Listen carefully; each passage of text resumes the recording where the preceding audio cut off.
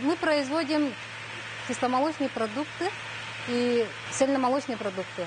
Виды сметана, йогурт, творог и кефир. Это кисломолочные продукты.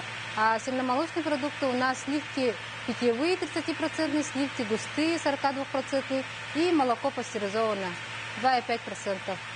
Мы принимаем 6 тонн молока максимум, остальное отправляем в Якутский гормозавод.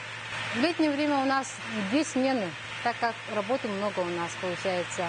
В данное время у нас молока мало, около 2 тонн в одну смену получается.